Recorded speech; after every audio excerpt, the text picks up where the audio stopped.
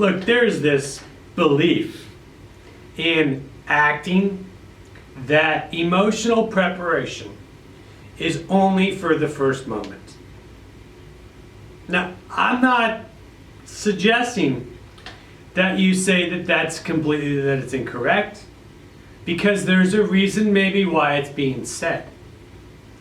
But what I think that you're going to have to look at on your journey of acting is you're going to probably run up against this question. And this is a great time to really flesh out and really look at this question. Now look, a lot of times people say emotional preparation is only for the first moment. And they say that because they don't want people to be anticipating sections of the scene that come later on. They want the emotion, they want the scene to be started with this emotional spark. But here's the problem. Big problem. It's a really big problem. This is very, very close to my heart, because here's the problem. Many, many, many people I have seen between at least 30,000 to 40,000 acting exercises. I have seen the students, both famous students and non-famous students, look and use this technique of emotional preparation just to catch a fleeting instinct or a fleeting feeling, and then try and chase the feeling and get that feeling for the first moment of a spark at the door. I don't understand it. I've studied it.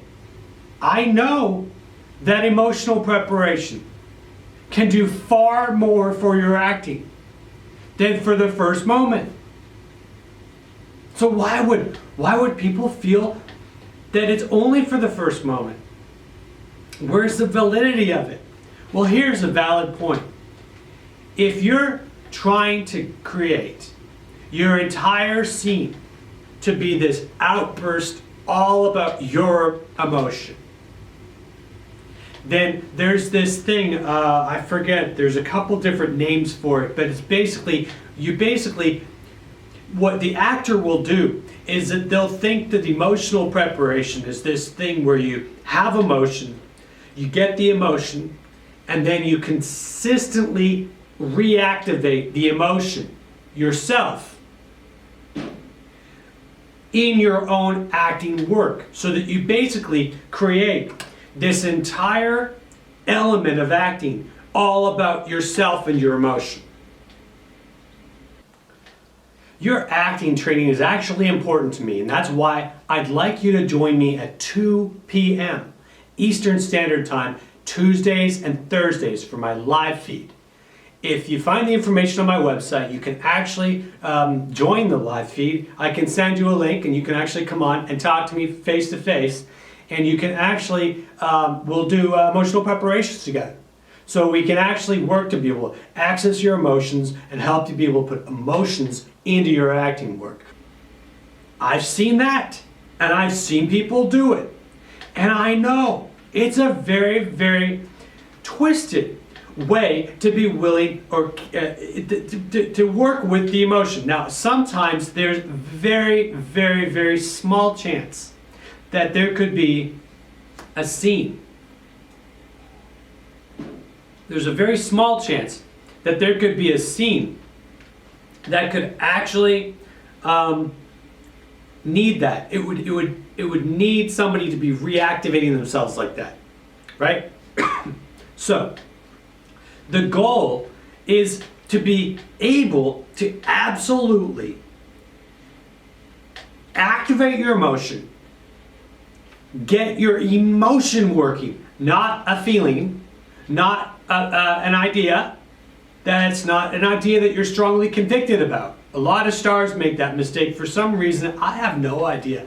I think it's because a lot of times they're so used to every single thing being what they want it to be. So then what happens is they're so busy always giving instructions to people that they literally, they get in this mindset where they think that emotional preparation is only to get a conviction of an idea. And then they bring that conviction to the door, knock on the door, and then they push their way into the work. And the only thing that their work is about the fact that they're on stage working. They're not even working. They're not working with the way I want to see actors work.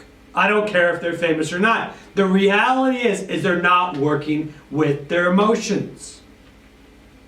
So you've got these many very good, and you could definitely respect them in certain ways, but I don't respect their acting technique.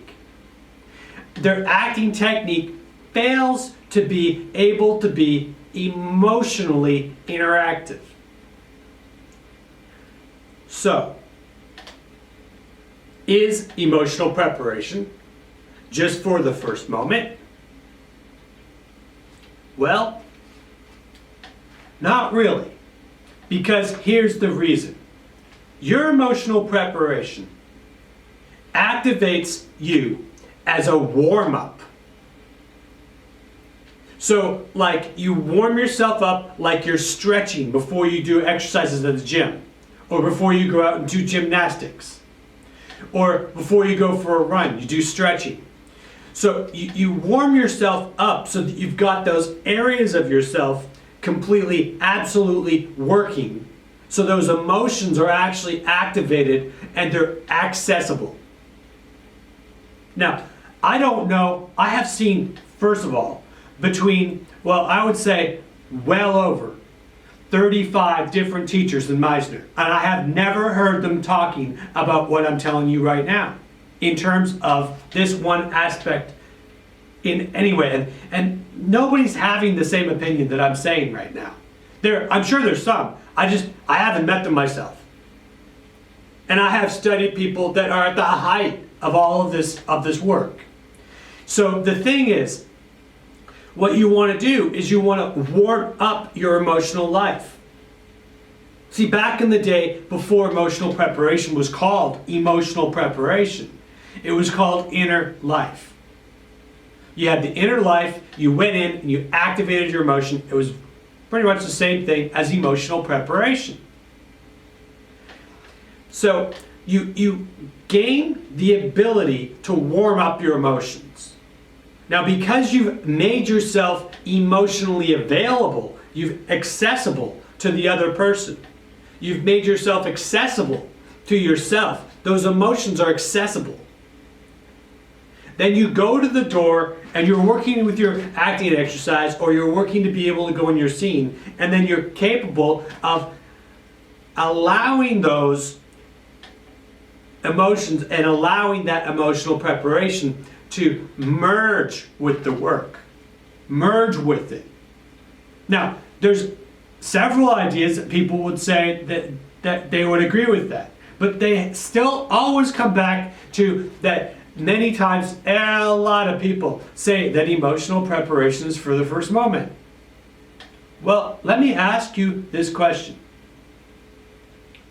Is stretching for an athlete only for the first moment? For the first moment of exercise? Or does stretching help to prevent injury throughout their entire exercise routine? Of course, stretching helps the entire routine. If you're warmed up the right way, you're able to extend your workout, you're able to get more oxygen into your body, you're able to have a better, all kinds of aspects to athleticism. So, this is a personal topic, but the thing is, I'm not trying to convince you. I want you to actually make your own determination. Sit there, look at the work, study your classmates, comment on this video, bookmark the video, make a comment, boop the like button if you would, but make a bookmark and come back and tell me exactly, do you actually think that emotional preparation is for the first moment? Or are you just saying because the teacher tells you that, that that's the only thing that you're going to believe. If so, it's very honorable of you. But does that really help your acting? See, what's very important in this work is that you actually are capable of determining things for yourself. See, none of these major teachers ever, I mean, some of the times they wanted people to do the technique, of course, the way that they were teaching it. That's true. But the thing was, they always wanted the students to be able to learn the techniques for and from themselves and their own experience. So you have two things. You have the being side of the work, which is the emotional preparation, or the emotion side of the work. Then you have the second thing, which is the doing side of the work, which is the interaction. So, if you look at scenes, you should be able to find quite a number of acting scenes where you can see that the actors done nothing more than convince themselves that they know exactly what it is, without being open to possibly being wrong. And they're not having a full experience in their acting. See, they're working out of something that's just to be able to try and get the first moment started. Let me have one more example. Now, I have seen, I've trained with over 35 different teachers, somewhere between 30 and 40,000 acting exercises. I think it's somewhere between 8 and 10,000 students. And I'm doing a live stream. It's at 2 p.m. Eastern Standard Time on Tuesdays and Fridays. So if you'd like to join me there, you're very welcome to join me. I'm actually familiar with martial arts. I'm not saying anything more than that. I can say this though. There is a lot of truth to what's called follow through. My intrigue about this as an artist and as an actor is the ability to have a follow through. Now, without getting too personal, which, by the way, I don't mind, but without getting too personal, the reality to follow through doesn't mean, see, if you have a board that you're trying to break and you only hit the first moment of that board, you're not going to break through the board or the brick. You have a choice to make. I know my opinion has some validity. You have to decide whether it has validity for you. Are you going to get a fleeting feeling or an instinct just to be able to go and start the first moment and convince yourself that you're right, and then have a lot of your exercises being arguments? Or are you going to get an emotion, activate the emotion, and do a follow through? Now, if you've ever studied chi energy, you know that emotion in martial arts, or energy in martial arts, requires follow through to break the board. It's vital. You don't want to just hit the board's surface. You've got to go through it. Now, you don't want to break the other actor. But what you do need to do, and this is why it's key. I have studied this stuff. I have really, really studied this stuff. And you can join me at the 2 o'clock Eastern times on Tuesdays and Fridays, live. And the thing about this is you've got to be willing to explore emotions that actually activate you. And these are the reasons why I say acting is receiving. What's your very first acting moment? Is it your somewhat neurotic knock on the door? Or is it some sort of element that's actually receiving? Now, I choose in my own acting technique, when I'm working in acting, for my acting to be about the first moment, not being about me. I don't need it to be about me. I've just activated my emotions. So I've activated my emotions, and the first moment to me in any acting exercise or any scene is trying to receive the other person, working to receive the other person, being open enough to receive the other person. Then what happens is this. This thing happens. And all of a sudden this interaction happens and this connection happens. And all of a sudden my emotional preparation starts getting pulled out. Not by me, but by the other person interacting with me. Of course, sometimes you'll hit emotional preparations that will put you into hysterics, and sometimes you still knock on the door, and sometimes you can't stop the emotions from coming out.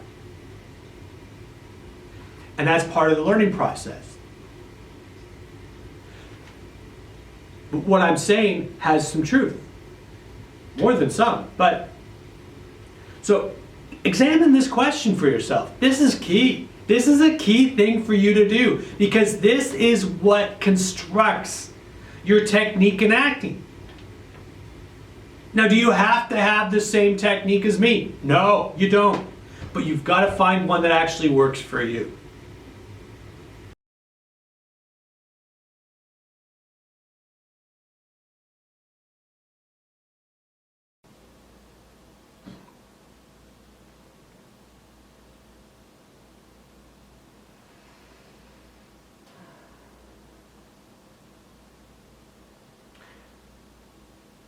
I really am into acting, and I know you are too.